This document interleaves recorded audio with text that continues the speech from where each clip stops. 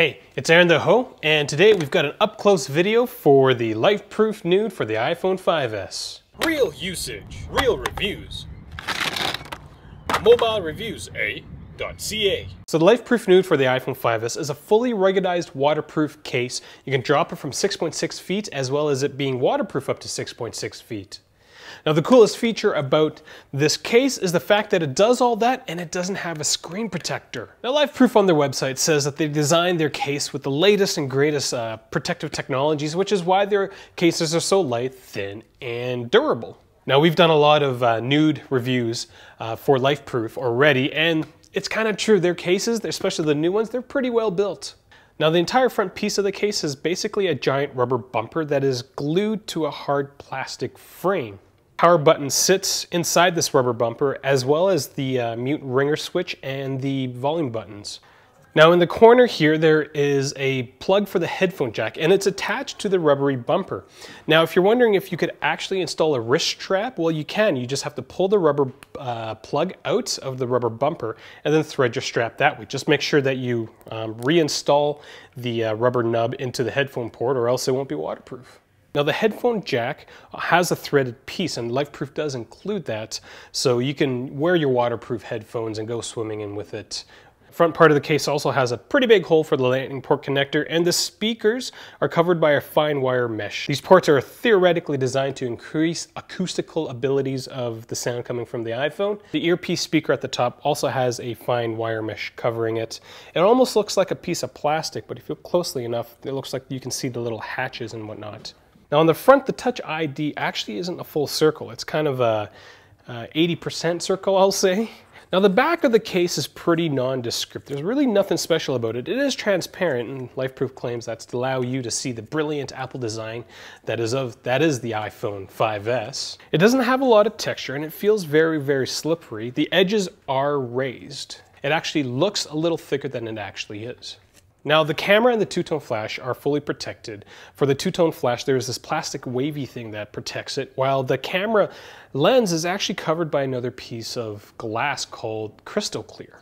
Now at the bottom of the case there is a latch for the lightning port connector, and inside the latch there is a little piece of yellow, and that's actually a O-ring or some sort of seal for the lightning port connector on the front of the case. So on the inside of the front piece of the case, we'll note that the rubber bumper, I think, extends through the entire case, or it's glued together very well.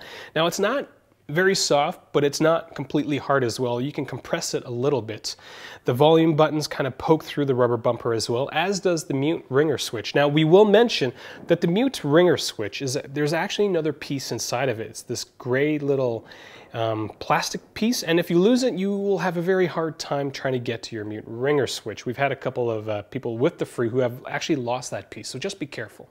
Now the only really soft parts about this case is right by the speaker grills, and the speaker grills both have different types of meshes. There's actually only one speaker grill that is covered with some compressible foam.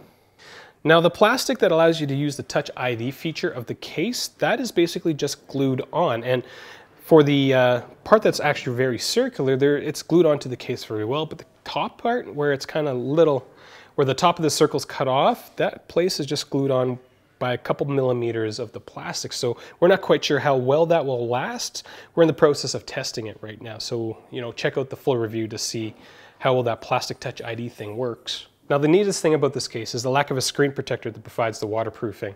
Now there is an O-ring that kind of has two lips. There's the main lip, and then there's one that kind of keeps out little particles from what we can tell. And this is, when the case is compressed together, this is what provides the waterproofing between the naked iPhone screen and this case. Now at the top of the case, where all the sensors are in the earpiece speaker, there's a mesh for the earpiece speaker, but there's also a hard piece of plastic that covers all the other sensors. Now on the inside of the case, there is a rubber bumper for the two pieces of the camera.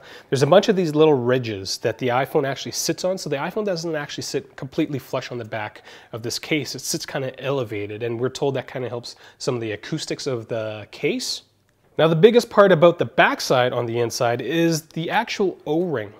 Now the O-ring is embedded into the back of the case, so it doesn't really move around much, which is nice, because one of the nudes that we had for one of the original iPad 3s, that yellow O-ring, that would just come flying out every single time you uninstalled the case. And so having it being able to sit inside this case is a nice add. One of the most important things about waterproof cases is that you actually need to make sure your O-rings are clean and clear of any debris before actually taking it underwater. Now, the last thing I'll mention is that this case is held together by a lot of little teeth. It's not, 6 big ones. It's probably 2-3 dozen little ones, and they kind of snap all across the top and the sides of the case.